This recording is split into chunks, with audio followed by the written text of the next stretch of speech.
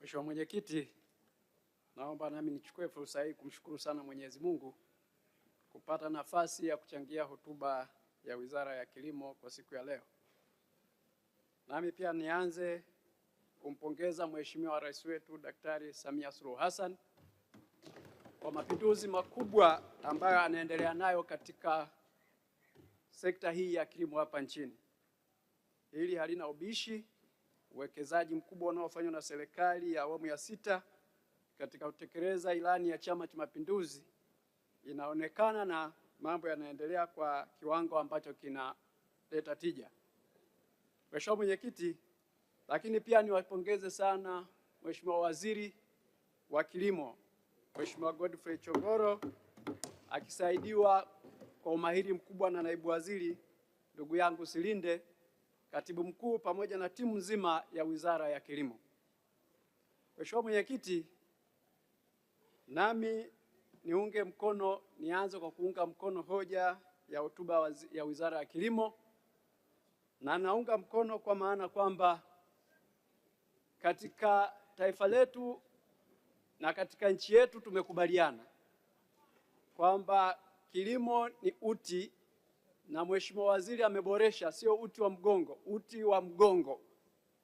Kwa hiyo kwa maana hiyo ni kwamba hapa leo tunazungumzia hatima ya maisha ya Watanzania, hatima ya uchumi wa taifa letu. Kwa maana kwenye kilimo kule ndiko kunakofanya tunaweza kuishi kwa kupata chakula, utoshelevu wa chakula, usalama wa chakula, lakini hali kadhalika kilimo sasa hivi ni biashara. Kwa hiyo hapa tunazungumzia uchumi wa wananchi wetu wa mtu mmoja mmoja, taifa, na tunazungumzia swala la uchumi katika pato letu la taifa kwa maana ya kuweza kuuza nje ya nchi kupata fedha za kigeni. Mheshimiwa Mwenyekiti, kutokana na muktadha huo, naomba nichangie hotuba hii katika eneo muhimu sana ambalo limeelezwa na waziri katika hotuba yake ya bajeti, lakini kwa msitizo mkubwa nimeisikiliza sana hotuba ya mwenyekiti wa kamati ya Bunge. Eneo ambalo tunatakiwa kuliwekea uzito sana katika swala la kilimo, mapinduzi ya kilimo, ni swala la umwagiliaji. Kilimo tunahitaji tutoke kwenye kilimo cha msimu twende kwenye kilimo cha mwaka mzima, na hapa hakuna njia nyingine zaidi ya uwekezaji kwenye miundombinu ya umwagiliaji. Na katika miundombinu ya umwagiliaji naomba niungane. Kwanza tukubaliane kwamba kupanga ni kuchagua, lazima fedha itoke iende kwenye eneo hili. Miradi mingi tumeelezwa hapa. Kwanza tuwe na miradi ya kimkakati, tusipunguze miradi mingi, tukubaliane. Twende na miradi kadhaa ambayo tunaitekeleza mpaka itoe matokeo. Twende hatua nyingine. Mheshimiwa Mwenyekiti, nitoe mfano. Tuna miradi kadhaa ambao leo imeelezwa hapa. Ukienda huwezi ukakuta kwamba kuna mradi ambao sasa hivi unazalisha mara 2 kwa msimu. Haupo. Kwa hiyo bado safari ni ndefu hapa. Mimi nilikuwa niombe na kuishauri serikali kupitia Wizara ya Kilimo, lakini na mamlaka Wizara ya Fedha, kati ya jambo ambalo tunatakiwa kwenda kumwachia alama Daktari Samia Suluhu Hassan kwenye nchi hii ni kwenda kuitoa Tanzania kutoka kwenye kilimo cha msimu wa mvua kwenda kwenye kilimo cha msimu wa muda wote. Tuna fursa ya kuilisha Afrika, tuna fursa ya kuilisha dunia, na hata yanayoendelea duniani haya. Kwa upande mwingine kwa Tanzania hii ni fursa. Leo hata hii miradi inayotekelezwa, tunatekeleza miradi ya kukinga maji ya mvua. Baada ya mvua ikiondoka, miradi ile na yenyewe haifanyi kazi. Mheshimiwa Mwenyekiti, nilikuwa na shauri tuchague miradi. Kuna mabonde ambayo unajua kabisa, ukisema Usangu, ukisema kule Mwankuru Katavi, ukisema kule wapi Morogoro, una uhakika kwamba tukitengeneza miradi Kilindi kule Tamota, miradi ambayo ukaweka miundombinu ya mabwawa, maji yakatengenezwa miundombinu ya umwagiliaji, tukazalisha kipindi cha mvua na kipindi cha kiangazi. Haya ndio maana halisi ya miradi ya umwagiliaji. Kwa hiyo Mheshimiwa Mwenyekiti, nilikuwa naomba hapa niweke msitizo kwamba kilimo ni maji. Hakuna msamiati mwingine kwamba tutazalisha bila kuwa na maji. kilimo ni maji, na hili naomba niliwekee msitizo kabisa kwamba hata nikiishia leo kuchangia hapa nitakuwa nimesaidia taifa letu kwamba kilimo ni maji. Na bahati mbaya sana tunapoteza maji, mvua zinanyesha, tunalalamika.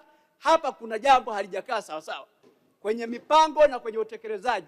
Twende tukatumia hii baraka ya Mwenyezi Mungu kutupa mvua kwa ajili ya faida ya uzalishaji wa mara 2 mara 3 kwa msimu.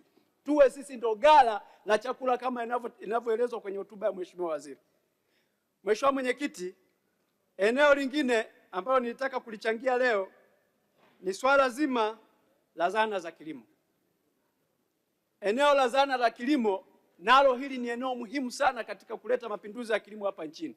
Na nipongeze sana jitihada za serikali ya awamu ya 6 chini ya Daktari Samia Suluhu Hassan na wizara husika ya kilimo. Na mimi ni katika hili nilikuwa niombe sana jimbo la Kilindi, wilaya ya Kilindi, lile ndio eneo la uzalishaji kwenye ukanda wa kaskazini likiungana na wenzake wa Kiteto. Nilikuwa niombe sana katika ule mpango wa kusambaza matrekta pawatila, naomba maeneo haya yapewe kipaumbele kwa sababu ndio yanaolisha ukanda mzima wa kaskazini na nchi jirani ya Kenya na maeneo mengine. Naomba tuitumie hili eneo kuwekeza katika miundombinu au vitendea kazi kama matrekta pawatila kwa wakulima wetu, ili tuhakikishe kwamba tunakwenda kuongeza tija, tunakwenda kuongeza uzalishaji na mwisho wa siku kuinua pato la wananchi wetu na pato la taifa kwa ujumla. Kwa hiyo naomba nitoe rai na nitoe ushauri kwamba pia katika eneo hili tuende kwa maeneo, tuangalie vipaumbele vya maeneo. Na ndugu zangu wabunge, naomba tukubaliane, tukiamua kwenda kwa utaratibu wa kwamba kivi vitu tunatapanya, peleka huku kimoja, peleka huku viwili, havitoi matokeo, hatupati tija. Naomba tukubaliane, tunaposema tunapeleka hapa, tupeleke kitu kilete matokeo, na yale matokeo atoe tija, tuhamie sehemu nyingine, tutafika kwenye maeneo yote, lakini kwa kwenda kwa utaratibu. Mheshimiwa Mwenyekiti, eneo lingine ni swala la masoko. Na hapa nilikuwa niombe sana kuzungumzia NFRA. Moja ya chombo ambacho kinaweza kikaleta na kikachachusha masoko ya ndani ni kupitia NFRA. Changamoto ya NFRA, mfumo wa upatikanaji wa pesa kwenye NFRA unapishana na masuala ya masoko kwa wakulima kule kwenye maeneo yetu. Ukipeleka fedha mwezi wa 9, hiyo fedha haimkuti, haimnufaishi mkulima. Kuna watu wamekusanya, wameweka kwenye store, ndio wanaonufaika na fedha zile za NFRA. Lakini mkulima ambaye amehangaika, ameshughulika na kilimo kwa miezi yote ile, anajikuta ameangukia kwenye walanguzi, amepata hela ndogo. Mwisho wa siku unapokuja kupeleka NFRA, fedha zinakwenda kunufaisha watu ambao hatujakusudia. Daktari Samia Suluhu Hassan anakusudia kwenda kupeleka tabasamu kwa Watanzania. Mfumo wa upatikanaji wa fedha za NFRA utizamwe, ikibidi apewe fedha mwezi wa 2, wa 3, tayari kwa maandalizi. Mavuno yanaanza mwezi wa 5, wa 6, wao wameshajipanga, na wahakikishe kwamba ule utaratibu tuliouweka wa kupeleka mifumo ya ukaushaji mazao tukawasaidia wakulima, ili tuweze kuiwezesha NFRA inunue mazao ambayo yamekaushwa vizuri, yanahifadhika, na pia kuweza kuwapa wananchi soko la uhakika, na pia kuleta ushindani kwa wanunuzi binafsi kwa kipindi husika. Mheshimiwa Mwenyekiti, baada ya kuchangia hayo, naomba kuunga mkono hoja na kushukuru sana kwa kunipa nafasi.